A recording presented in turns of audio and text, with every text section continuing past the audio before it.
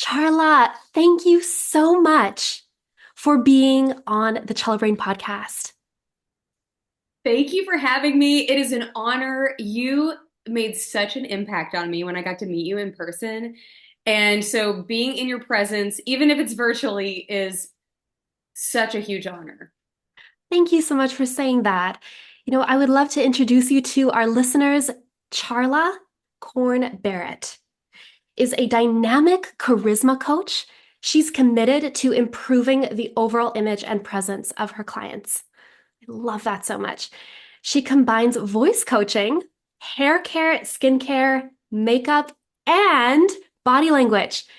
Those kinds of training helps her clients excel in public appearances, whether they're on camera, on stage, or behind a microphone. With her background in media, Charla offers you genuine personalized guidance to enhance your authentic voice, style, and body language that makes creating a polished and confident image easy and fun. She passionately equips clients with the skills and confidence needed for effective communication across different media, helping public speakers, influencers, and professionals boost their personal brands and make lasting impressions. Charla's mission is to help everyone believe in their potential and utilize these tools to become the person you were destined to be. So, Charla, can you tell us more about your story of how you got into charisma coaching, voice coaching? I heard a little bit of it at Sales Girl Summit, but I would love for the listeners to just really hear your voice and hear you tell the story on this episode. Yeah, so the way that I opened up on stage at Sales Girl Summit was with a song, and I can sing if you'd like me to. Oh, that would be awesome. Yes, Because please. I always love singing this song because it is my mission in life to help female entrepreneurs become irresistibly charismatic, and Mm, they have this light inside of them that it's going under communicated. They're not letting their light shine. mhm. So this little light of mine, I'm gonna let it shine. This little light of mine, I'm gonna let it shine. This little light of mine, I'm gonna let it shine, let it shine, let it shine, let it shine. Amazing. Oh, So well, beautiful. you're so sweet. And yeah, I sang that song at an audition back in 1998, and it was one of the auditions, it's one of many that I did growing up on stage. My parents gave me every opportunity possible to short circuit my fear. They saw this early desire in me to be up entertaining people, whatever that meant, whether it was speaking or singing or doing jokes.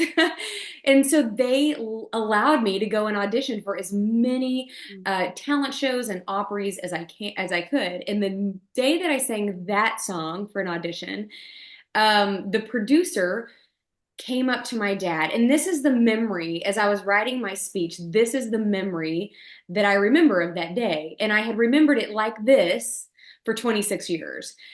But the producer came up to my dad and he said, "This girl's voice is too big for this small stage. Mm, She belongs on a bigger stage."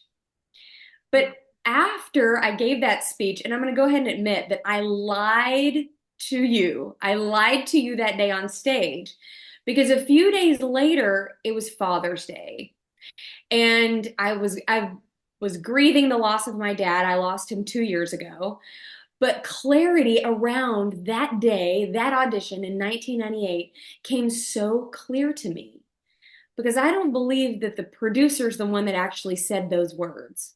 I think I bombed the audition, which is a part of life, right? yeah. Being a musician and having auditions and all the things. But the producer probably came up to my dad and was like, "This is not the right fit for her." But instead of relaying that message to me, my dad changed the story, and he came and he's the one who came up with the phrase, "He thinks you're too small for this, or your voice is too big for this stage. You belong on a bigger stage." Mm, And for the last 26 years, I have built my life on that foundation of going, no, this is not, this is this stage right here. It's a good one, but I belong on a bigger stage. And so I believe that every single person belongs on a bigger stage.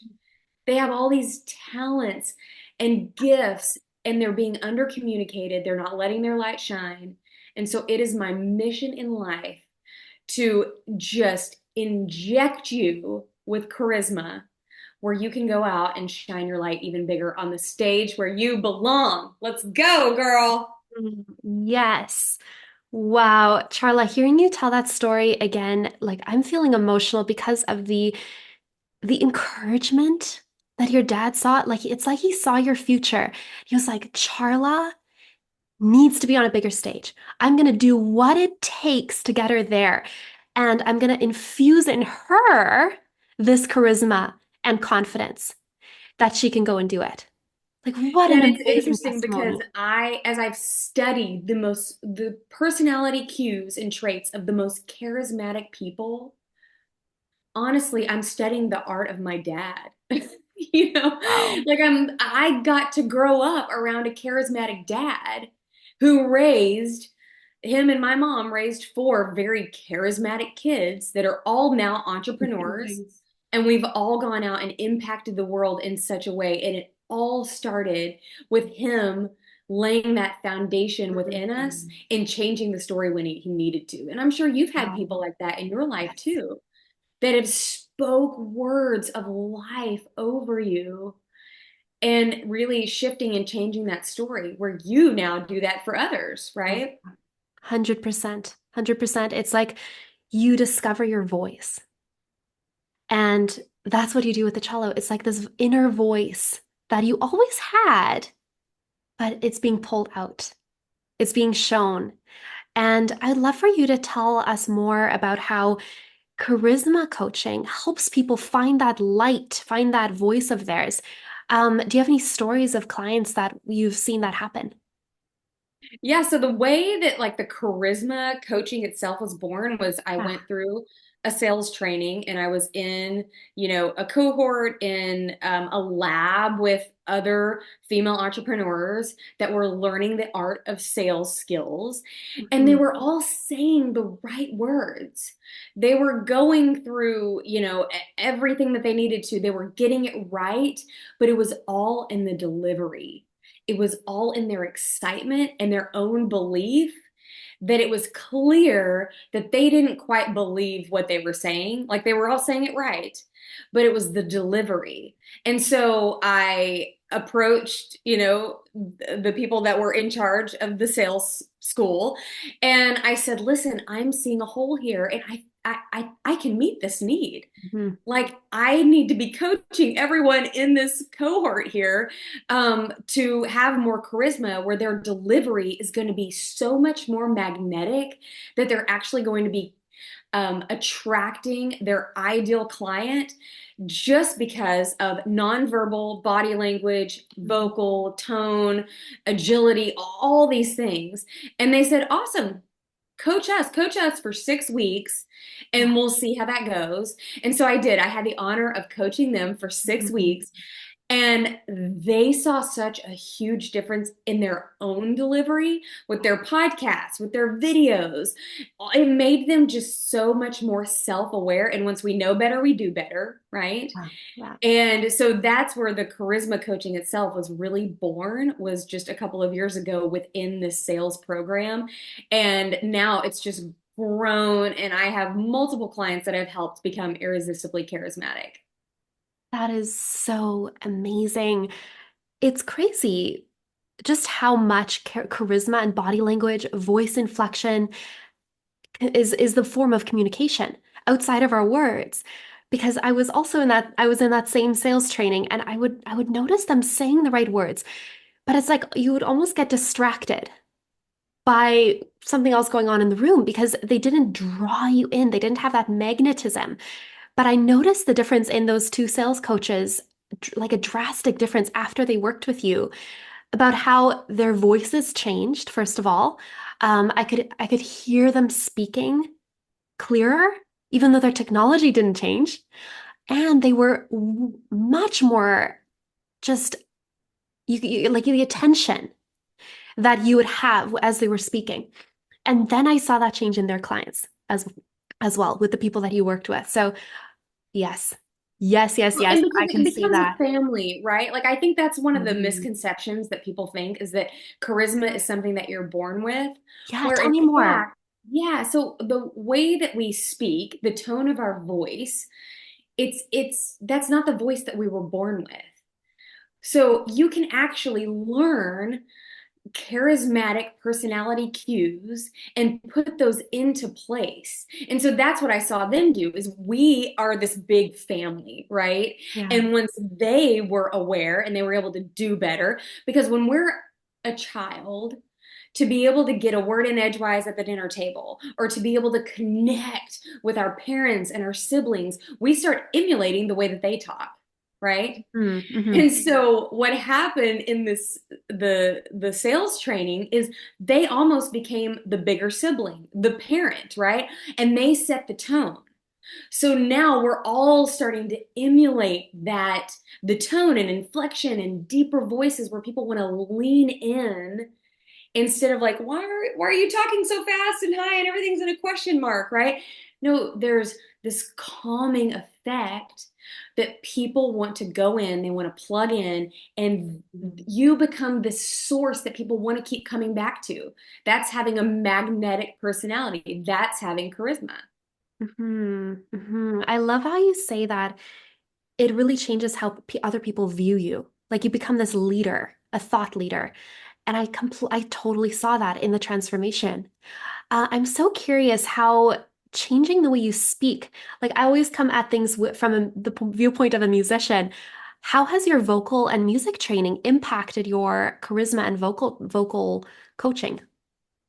You know, that is so interesting because voice is such a huge part of this, right? And Hmm. in the speaking space, even in sales, the female voice is just underrepresented, right? Because females are harder to listen to than males. Hmm. And so there is this epidemic in females' voices where everything's high, everything's a little nasally, everything's a little too fast, and everything ends with a question mark. Do you hear when it's ending there with a question mark? Yeah. And so I was wondering as people were asking me like, man, how have you been able to build like $1 million businesses?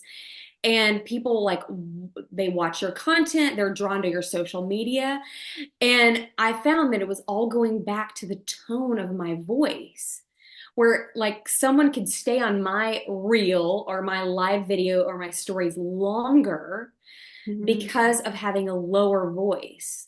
Where there was even Fascinating. females that I was following and their voices were higher. And I was like, they've got great content, but I can't even continue to listen to them, right? And Yeah. so really pinpointing that lowering your vocal tone gives you more authority, it's more commanding, and you sound more confident, Yeah. right? And so, having that background in vocal training and knowing how to take someone's voice and reel it in and help them Hmm. has been so amazing to see the transformation. I'm actually working with a client right now, and she's nailed the lower voice, but she still kind of talks like a little bit nasally, and it'll end in a question mark instead of a definitive statement. Ah. So I even have her popping her wrist with a rubber band to catch herself. Yeah. This isn't like an overnight transformation, right? You learn the cello overnight. It's this process, right? But her doing that, she has been able to get on Zooms in her corporate job and has immediately already gotten more Hmm. compliments on, wow, you just have so much more confidence. You have Wow. so much more strength in your voice. Like, I can't wait to hear you speak on the next Zoom. Like, what Hmm. an amazing compliment that is, right? Hmm. Wow. So I just want you to be captivating. I want Yeah. you to be memorable and really have this presence about you that can only be found in a lower tone voice. Yeah, that is fascinating because as a musician or having been a singer in your past, you have a lot of control over the muscles in your voice. So you have the muscle memory of like here's the lower one, there's the higher one. And you understand like the intervals between different notes. So you have that control yourself. And then actually understanding the science behind how do you lower your voice using the vocal cords, like the soft palate and all of the different mechanics in your throat and your mouth. That is what people come to you for, I'm sure, because you can actually tell them small cues, small things to change. And then when they make these small iterations, they're able to do it. Because when I think about changing the way that you speak, it's very untangible, almost like this thing that they're like, I don't know if I could do this. My voice is the way it is. I've always had a nasally voice. But then they come to you and they're like, wow, I see the possibility here. I see that there's actually small, tangible things that I can do to change my voice. That is Yeah, and so it's the interesting. flavor of life, right? Yeah. It's why we love a delicious meal that gives us the Hmm. salty and sweet. It's the Yes. reason that we like dramatic movies, right? Like the lower tone bass comes in, the intense music, or if it's something happy and exciting, right? Like it's a little more upbeat and a little more higher tones and Hmm. a little more staccato, right?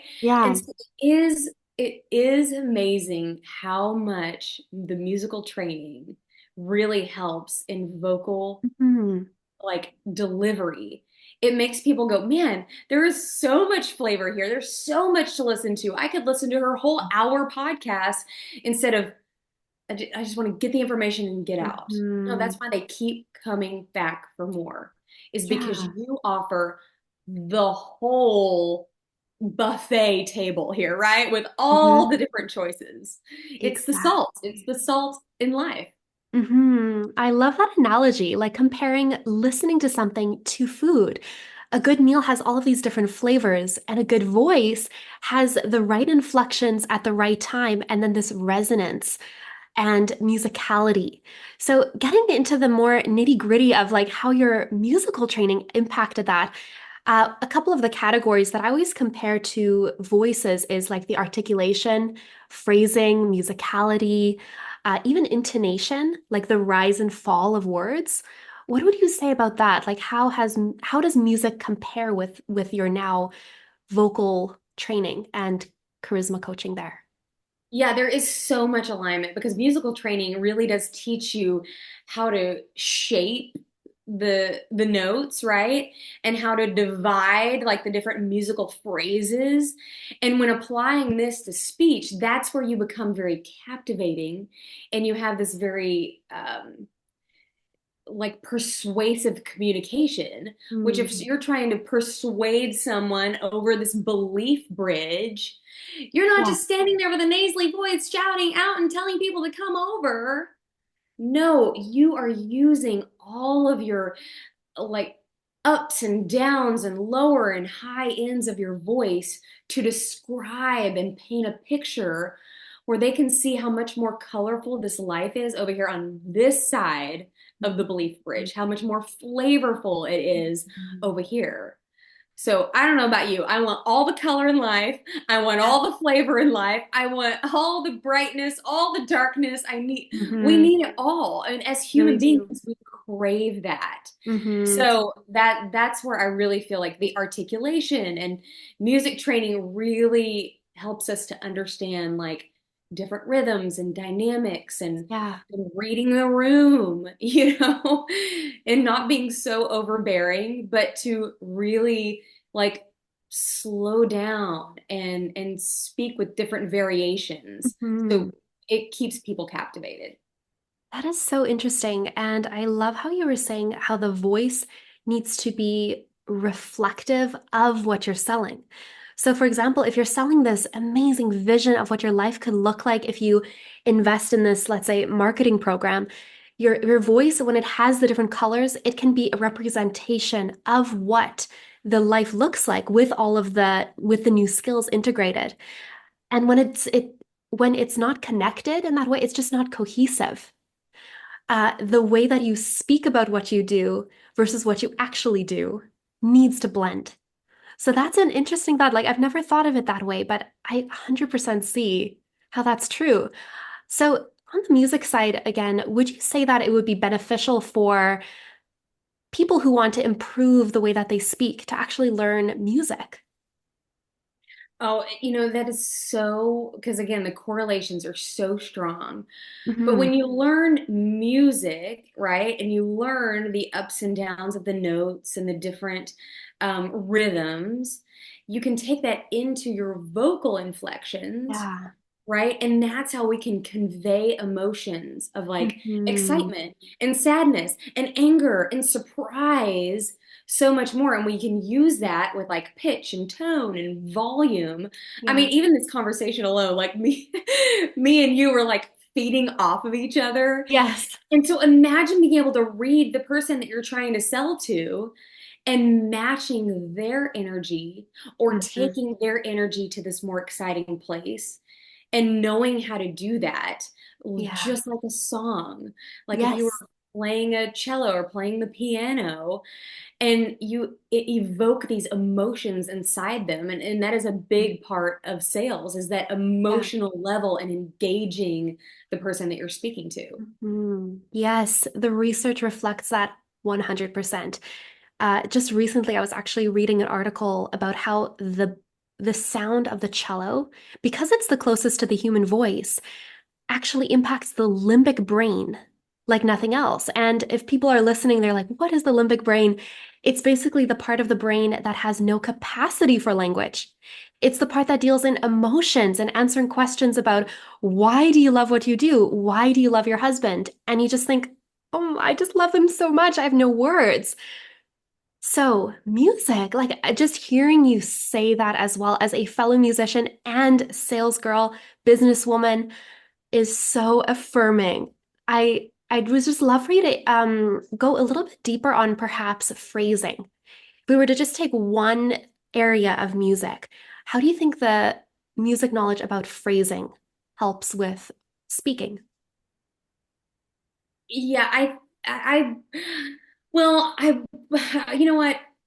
It's like it's all in like the pitch and the tone and the volume. Like it all affects how we can communicate our feelings with each other, right? Mm. And like you were saying with the cello and it being so mirroring with the human voice, because body language too is such a Ah. big aspect of the way that we communicate, like showing our hands and having active listening, right? It's this response. Like when we listen Mm. to the radio, our body has this like physical response towards what we're hearing, right? Like, oh man, this is our drive time, we're getting home, we're driving towards the sun, kind of a road trip kind of a song.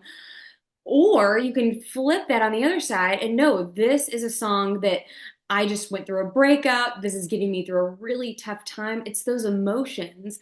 And so being able to have that connection between musical and the different phrasing and matching like um the pace of the music helps us mirror that because we always want to be matching that body language with the person that we're trying to sell to. Yeah, yeah, that playing off of each other. Tell me more how you do that in a sales call, for example. Like, how would you actually mirror what someone else is doing?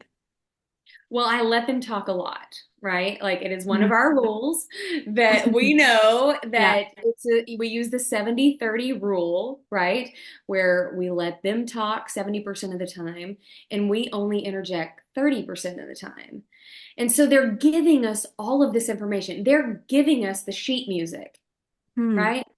Like they're Yeah. giving us all of these notes and all the different musical phrases, and we get to put it together in this beautiful finished piece for them. Yeah. But the only way that we can do that is by gathering the information first and Hmm. then helping them like complete the song. Yeah. So that's how I can correlate having a sales call with music is Hmm. having that knowing the end game for them, knowing the finished product. Hmm. And but first they gotta give us all the notes. They gotta give us the direction that they want to go in, and we help them build this beautiful piece. I love that analogy. That is so beautiful. I'm totally gonna steal that. by the way. Girl, you've given me so much. You know what? We're just feeding off of each other here. Yes, and that brings me to one last question regarding like music and sales. So, have you ever done any kind of improvising on the spot while you're singing? Oh, absolutely. I love improv. And Yeah, I love acting, I love singing, and oh, absolutely. But that's the thing, you have to read the room, right? You got to read the yeah. room. You got to give your audience what they're asking for. Hmm. And being someone who is charismatic is really good at reading the room, right? Yes. They're very aware. They aren't worried about themselves. They're not worried about, look at me. Where rather they go, oh no, what do you want to see in this moment? How can I Mhm. help you? And they're so much more worried about being interested in someone's story instead of being the one that's interesting and like Mhm. Mhm. listen to the piece that I'm about to share, right? Yeah. And we can take it that way, but first we have to be able to read the room and listen to people. Exactly. And Give that the people what they want. That's a part of being an yeah. entertainer. Yes, exactly. And that's exactly why I ask, actually, is because when you do improv, you really have to, like with another person, that is, you have to listen to what they're saying, or rather, singing or playing on their instrument, and you react to it. But there has to be an element where you're truly listening to them to understand. And then when you're the master at your skill, you can instantly respond then with something of even greater value. And then they get to then listen back. And then it's just back and forth with music. Yeah, and it's active listening, right? And asking the right questions and in not jumping Mhm. to conclusions, but rather, Yeah. not like providing immediate answers, but really asking the right questions, Yeah. those thoughtful questions to gather more Mhm. information and getting that clarity from people, Yeah. right? Or which direction do you want to go? Okay, well, I'm going to match that with your energy and then maybe shift and change Mhm. to where we need to go. So. Yeah. Would you say that your music training has helped you with the listening aspect? Oh, I mean, because I don't read music. I am all ear. I'm always, Interesting. yes, yes. So that's another thing that maybe that is interesting about my story is that it's Mhm. always been completely learned by ear. And Yeah. Very just cool. recently, as I'm taking my kids through like piano lessons and things like that, I've gone back and I'm like, no, actually, I can read music. I do have a foundation there, but a lot of it has been this like intuition and by ear. That's fascinating. And I'm just thinking about how that relates to the topic of how some people think, oh, I'm just not musical, so I could never do something like that. So there's always two ways to approach things. You approached it by listening first and playing by ear, versus where someone else could start by learning how to read music and then go into developing their ear training and their sense of what music is. And that is also related to people who feel that they're not naturally charismatic. What would you say are the two approaches there? If we compare that to music, like people who don't feel like they're naturally charismatic versus people who actually do think that they are naturally. Yeah, I think that's one of the biggest myths, right? Is Mhm. that people, once you really start to dig in, anything is a learnable skill. Mhm. Anything, Mhm. right? Like, uh, I mean, in sports, in acting, I mean, if you are willing to like have that mindset shift, at like, oh no, with anything, if I just put in the practice and Mhm. have that passion for it, it actually can be learned. So Mm. that's what I love about learning an instrument and charisma is that it is in fact a skill that can be learned Yeah. that you can use to benefit your life in so many different ways. As we've seen in this conversation, like every topic that we reach on, it's like you can almost swap the word sales or business for learning an instrument. And that's just such a testimony to the amount of success and what you're doing right now with your work. These other skills, like all the skill stacking that you've done in your life, has brought you to this point. And that brings me to our last question. Where can people find you so that they can work with you, so that they can experience you, Charla? Yes, because again, it's my passion. I want to see people step on that bigger stage and shine their light. We're not going to hide it under a bushel. No. So, Instagram is the best way to find me. It's just at Charla Corn. And right now, I am in the middle of my Charisma summer camp. So, all the Yes. moms, we're sending our kids to summer camp. We want them to come out of their shell. But it is time for us to learn this skill of charisma. Whether you want to grow a business, whether you want to grow friendships, whether you just want to be a better mom and wife, I want to flip on that switch in your brain where you approach life with more charisma and people, you are just this magnet that people want to really plug into. And then I have my Charisma Challenge coming up on July 22nd. So this is where we take all of the things that you learned in my summer camp and we gather around this transformation table because transformation is inevitable when we're doing it in a group setting because you're not doing it alone. And so we Mhm. get to gather around the table and when if you want to be something different, you need to be around the people and immerse yourself around them and Mhm. start emulating them. And so we get to do this in the challenge, and it's so exciting. So July 22nd is when the challenge starts. Amazing. Well, this episode will go out probably, I think it's July 7th or so. So that should be plenty of time for all of you to get connected with Charla on Instagram, start watching her daily live videos for her summer camp, and then hop into her challenge on July 22nd. That sounds amazing. Now, I always like to end interviews with a bit of a surprise question to see Ooh, your okay. reaction. So, if you were to learn the cello, what would be your dream song? Any level, anything at all? Mm. Oh, that is such a great question. It would probably be a worship song. Hmm. And like an upbeat worship song.